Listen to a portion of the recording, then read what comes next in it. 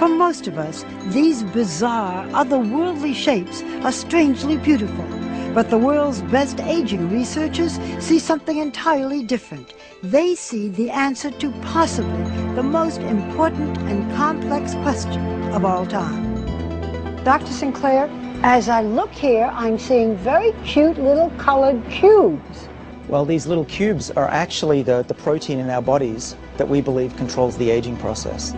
If he is right, Dr. David Sinclair has found one of the genetic keys that will reset our biological clocks. I think we've passed a turning point in our understanding of the aging process.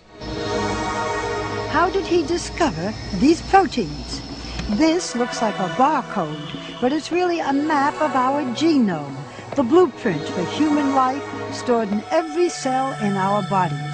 A few of these genes play a key role in the speed at which our cells age. Dr. Sinclair randomly tested tens of thousands of cells, searching for the chemical that would activate those genes. We found them by accident. We stumbled upon this molecule from red wine.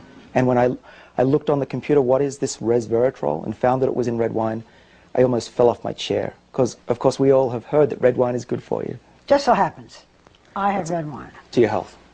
How much of this would I have to drink to really make a difference? Well, our experiments tell us probably about 1,000 bottles a day. So that was not the solution.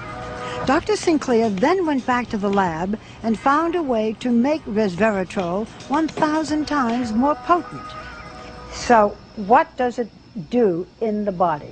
Well, what we have discovered is that resveratrol works on a gene which is called SIRT1, and this is a gene that controls the aging process. Resveratrol seeks out that gene and switches it on. And with that gene activated in the mouse on the right by a high dose of resveratrol, she quickly turned into a mini Olympian, running twice as far as the untreated mouse on the left.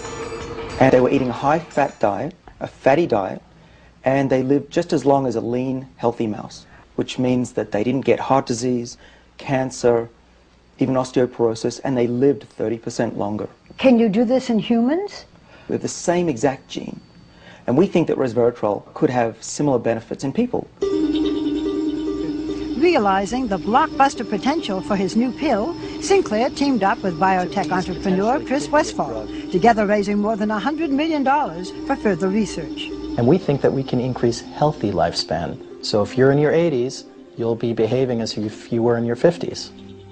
In the first human trial, a form of resveratrol successfully treated type 2 diabetes, one of the major diseases of aging. If everything goes very well, we will seek regulatory approval from the FDA in the next 5 years. I think a lot of people will say you're raising expectations. This can't possibly happen. My answer to that is, I agree, but it's true. What else can I say? Aging is really a set of diseases, and if we slow them down and cure them, people will live longer, healthier lives. And you're talking especially now about diabetes and Alzheimer's? So the major killers of Western society are exactly the diseases that should be able to be treated with the drugs we're developing. Well, you know what, Doctor? Cheers. It's the future.